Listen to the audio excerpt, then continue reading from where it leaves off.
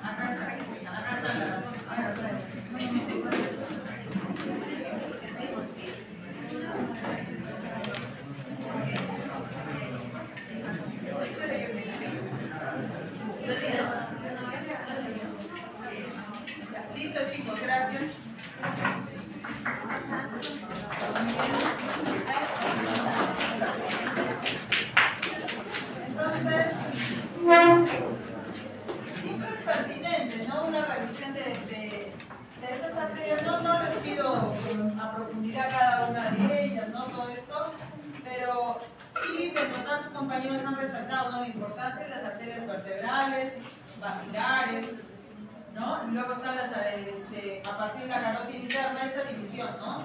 La arteria cerebral exterior, media. Entonces son importantes. Por ejemplo, acá resalto una de las más importantes, que sería la arteria cerebral media. Aquí estamos viendo los distintos segmentos de esta arteria, el segmento M1 horizontal, M2, el segmento insular, ¿no? Vemos aquí que estos bañan pues distintas zonas, en este caso, por ejemplo, del cerebro. cerebro, ¿no?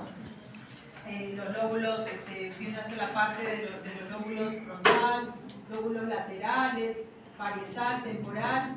Aquí inclusive, ¿no? Esta intervención de los lóbulos M4 hasta la parte frontal, ¿no? Aquí está el corte capital, vemos un poquito mejor, aquí está el triángulo silviano, y vemos allí cómo es que las diferentes zonas de la arteria cerebral media llegan hasta la zona orbitofrontal, orbitofrontal, ¿no? La arteria surcocentral, parietal anterior, o sea, todos estamos hablando del lóbulo frontal, parietal, arteria temporal media, son las ramas a partir de las arterias cerebral media, ¿no? Todas las ramas. Entonces, ¿qué vemos aquí?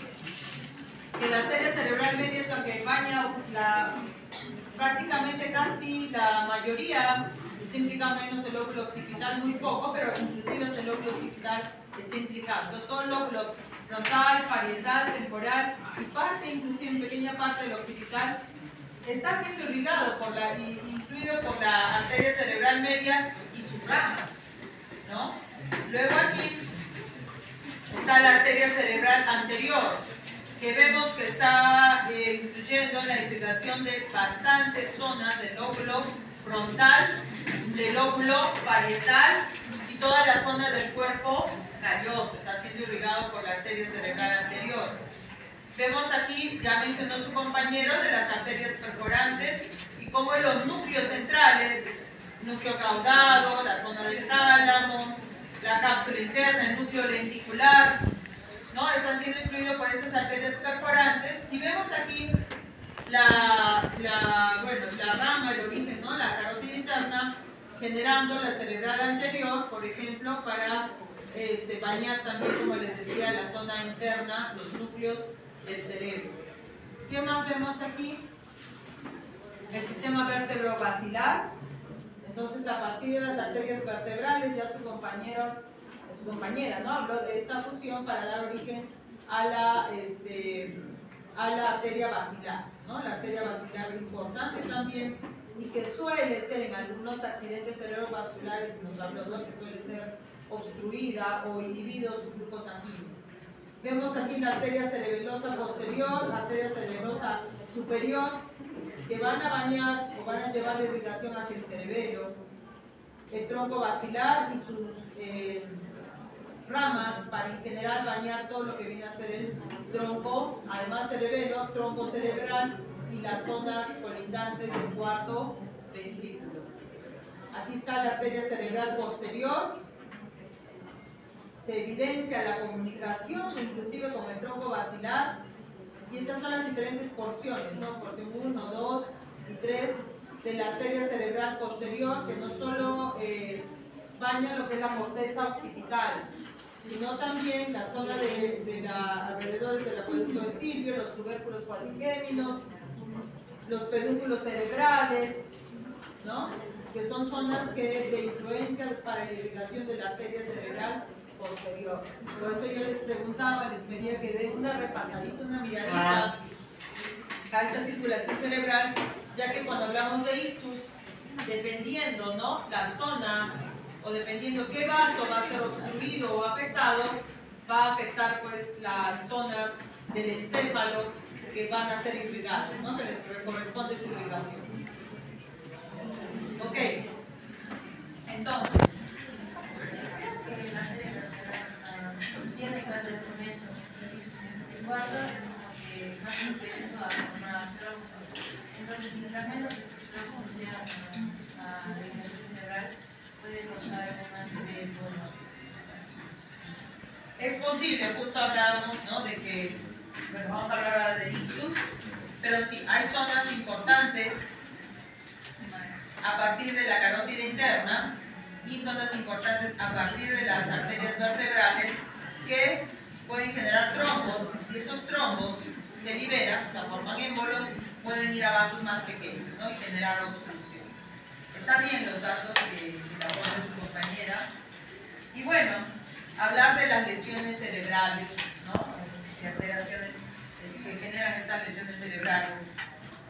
Y cuando alguno de estos vasos que van a ser obstruidos, afectados por un accidente cerebrovascular o otras lesiones, pueden ser traumatismos, edema cerebral, ¿no? Hematomas causados por el traumatismo, por ejemplo, o la elevación de la presión intracraneal, lo que puede verse afectado es la conciencia. Si es a nivel netamente cerebral, va a ser afectado en distintos grados la conciencia, ¿no? Pudiendo llegar desde una confusión, ¿no? Hasta llevar hasta el coma inclusive, ¿no? Y también, si hablamos que también en general, si se afecta a zonas cerebrales o troncoencefálico, cerebelo, etcétera, también se pueden ver afectadas funciones ya sea sensitivas y o funciones motoras. Así también, ¿no? Se pueden ver afectadas también funciones cognitivas, ¿no? Ok, entonces dentro de estas lesiones cerebrales, una de las más frecuentes es conocido como el ictus, ¿no? Ictus. Esta interrupción del flujo sanguíneo y que va a llegar a afectar tejido nervioso, ¿no? ¿Ok? Y cuando hablamos de ictus estamos hablando que dentro de factores de riesgo o factores epidemiológicos, las personas de mayor edad son las que se van a ver más afectadas, ¿no? Vamos a hablar más o menos a partir de 50 años de edad suele haber más riesgo y más frecuencia para que se presente este tipo de alteración, ¿no? También si nos referimos, por ejemplo, a género, ¿cuál sería más afectado? Se habla de una mayor frecuencia en hombres, en general, si hablamos de adultos en general, pero si tomamos en cuenta las consecuencias de la posmenopausia en mujeres, y si tomamos en cuenta que las mujeres tienen un mayor tiempo de vida, cuando llegamos a adultos mayores de edad avanzada, digamos de 60 años a más, el riesgo entre varones y mujeres se equiparan. O sea, si son adultos más jóvenes, mayor riesgo es de varones. Pero cuando hablamos de adultos mayores, de edad avanzada, digamos de 60 para arriba, por ejemplo, ¿sí? El riesgo, tanto en varones como en mujeres, se equipara. Recuerden que en mujeres postmenopausia se pierde pues esa dotación de estrógenos protectores, que también son neuroprotectores, entonces poco a poco el riesgo va aumentando. ¿Okay? Si hablamos también de otros factores de riesgo, pues una cardiopatía, por supuesto, ¿no? Por ejemplo, sobre todo que provoque una fibrilación, que provoque una alteración en el corazón, una fibrilación auricular, va a generar riesgo, ¿no? La presencia de trombos o placas ateroscleróticas en la circulación del corazón pueden generar estos émbolos que decimos cardiogénicos, pueden llevar ¿no es cierto?, a zonas de circulación superior, o sea, puede llevar hacia la circulación cerebral. El tabaquismo es un factor de riesgo. El presentar presión arterial elevada es un factor de riesgo. El sedentarismo también. La obesidad también. Dislipidemias, por supuesto, factor de riesgo. El alcoholismo, ¿no? Consumo alto de alcohol, elevado de alcohol, es un factor de riesgo. Por supuesto se habla, si el consumo de alcohol es bajo o ligeramente moderado, favorece, ¿no? Favorece. Cuando es bajo o ligeramente moderado, ¿no? Pero cuando es elevado sí es un factor de riesgo, ¿no? Diabetes, otras así les decía enfermedades pueden llevar a ser un factor de riesgo, ¿ok?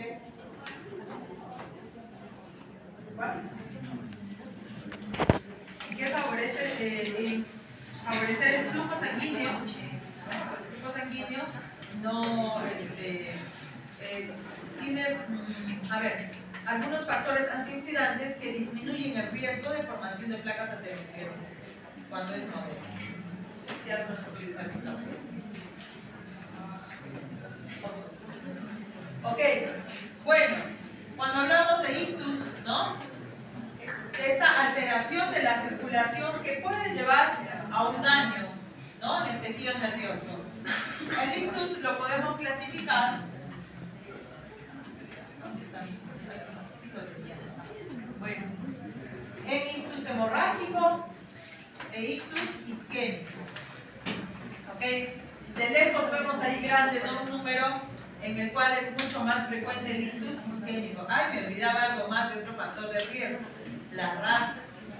También es un factor de riesgo, la raza negra y los hispano-latinoamericanos tenemos también un mayor riesgo que los caucásicos y asiáticos para lo que viene a ser también ictus.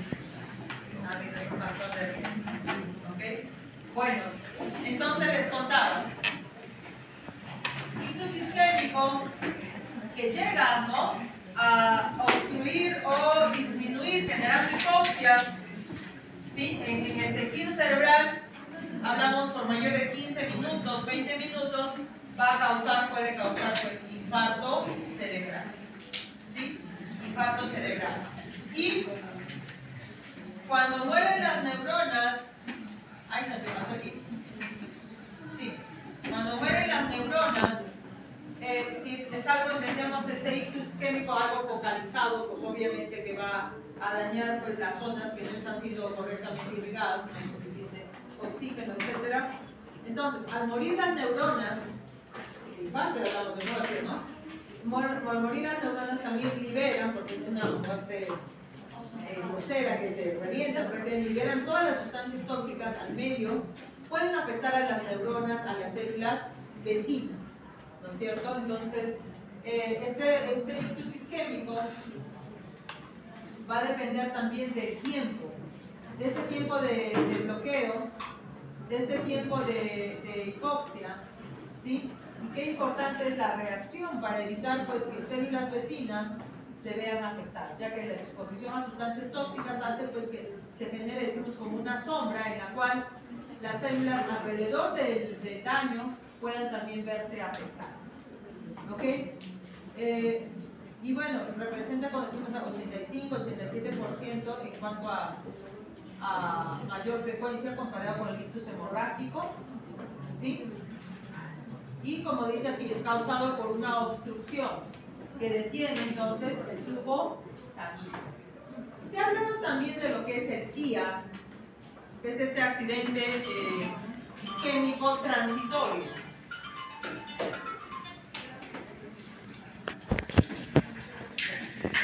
El accidente isquémico transitorio, este TIA.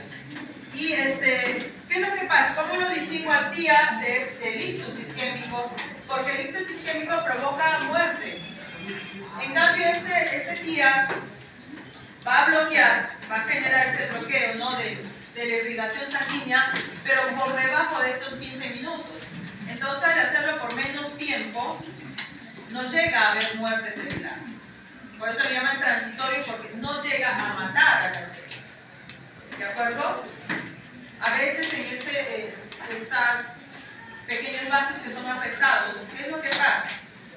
Suele aumentar la presión arterial. Y al aumentar, a veces, digamos, se da un émbolo, ¿no? Un émbolo pequeño.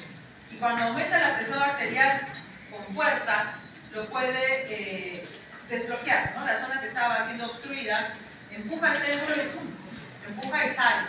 Entonces, este aumento de presión arterial a veces favorece pequeños vasos porque lo empuja el émbolo y entonces sale de esta crisis isquémica, ¿no?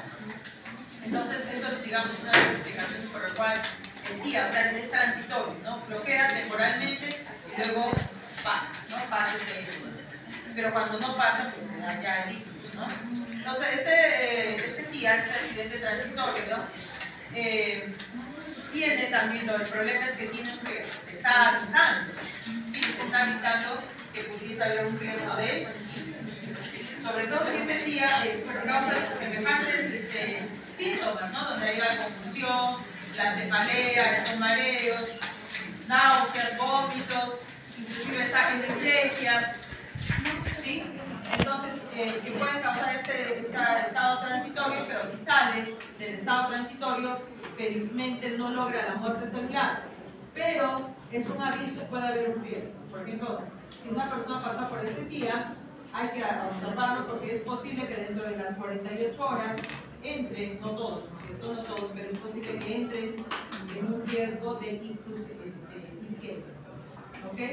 Y luego obviamente hay que tratar a esa persona si hay problemas de dislipidemia o lo que fuera, para problemas de, ¿no?, de hemostasia, etcétera, para evitar y poder prevenir, ¿no?, para que no pase a un ictus isquémico.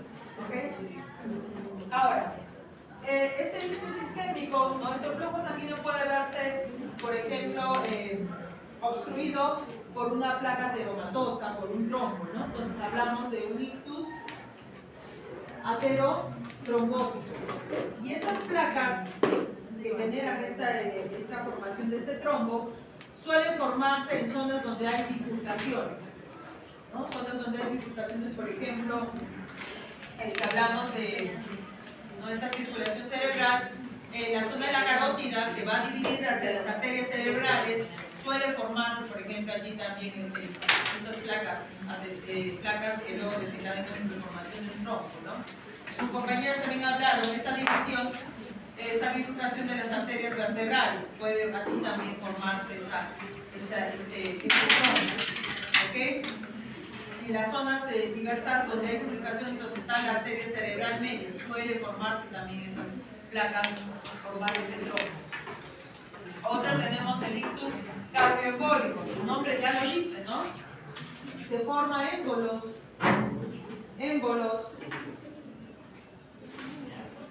¿listo? En lo que es la circulación coronaria, ¿no? O también se pueden formar esas placas a lo que es la altura del cachado aórtico, por ejemplo, ¿no? También en zonas de bifurcación de carótida interna externa. Entonces, como ya hay zonas de fuerte flujo sanguíneo, puede hacer que se liberen estos trombos y forme émbolos que circulen hasta la circulación cerebral. Se encuentra incluso el seguimiento de estos émbolos desde trombos que se han formado también los vasos sanguíneos de las extremidades inferiores. Bueno, ok. Suelen ser estos trombos aterotrombóticos o cardioembólicos los más frecuentes, teniendo por ejemplo un 25% más o menos dentro de los ictus de los trombos aterotrombóticos, imagínense interesante. Y por ejemplo los cardioembólicos más o menos un 20%, ¿no? En cuanto en general a los ictus isquémicos. ¿De acuerdo? Y luego en tercer lugar estaría el infarto lacunar. Cuando hablamos de infarto lacunar tenemos varias lagunas. Se ve en las placas, ¿no? En la imagenología se ve como pecas, pequeños lagunitos cuando se está recuperando, ¿no? Entonces se ven esos puntitos que decimos como esas pequitas, ¿no?, de falta de coloración. Entonces allí, por eso se dice un infarto lacunar. Pero ¿qué es lo que sucede? En el infarto lacunar los vasos sanguíneos son pequeñitos, o sea, los que han tenido esa obstrucción son vasos sanguíneos pequeños. Pero de todas maneras pueden o no haber provocado lesiones neuronales, pero se ven pequeñitos, por eso apenas se ven, como les decía, esa conformación de puntitos o de clavos o pecas, ¿no? Y bueno, están los otros casos de infarto inhabitual, otros tipos de infartos indeterminados, por el abuso de una sustancia, drogas, por ejemplo, que pueden afectar, que también son factores de riesgo, o algunos fármacos que pueden haber afectado, ¿no? Aneurismas también, pueden también estos aneurismas provocar justamente estos casos, ¿no? Los otros tipos de ictus isquémico. ¿Qué hora es, por favor? Para terminar, quiero terminar por este lado. Entonces, el ictus hemorrágico es el de mayor riesgo. De lejos, es mucho mayor riesgo, es de mayor mortalidad. El ictus hemorrágico. Afortunadamente es menos frecuente, también conocido como derrame cerebral, en el cual, ¿sí?, hay ruptura del vaso sanguíneo y también se puede clasificar hacia dónde va esa sangre derramada, por lo general, ¿no?, esa ruptura del vaso sanguíneo. Y la hemorragia cerebral o parenquimatosa, o sea, si esa ruptura del vasito va a dañar entonces zonas del parénquima cerebral, o sea, interno, cerebro, la parte interna, tejido interno, hablamos de este tipo, ¿no? Ictus hemorrágico parenquimatoso, que suele ser un poco más frecuente que la hemorragia subaracnoidea. La hemorragia subaracnoidea es de mayor riesgo todavía, Y esto puede provocar pues este aumento de la presión intracraneal bastante alta con mayor riesgo. Puede ser generado por aneurismas, por ejemplo, o traumatismos, o también afecta malformaciones, ¿no?, anatómicas. Y bueno, les decía que es uno de los con mayores riesgos, pero con menor frecuencia. ¿Ok? Yo creo que me voy a quedar aquí. Nos quedamos aquí y revisamos el caso clínico para el próximo martes, ¿no es cierto? Hasta aquí nos quedamos.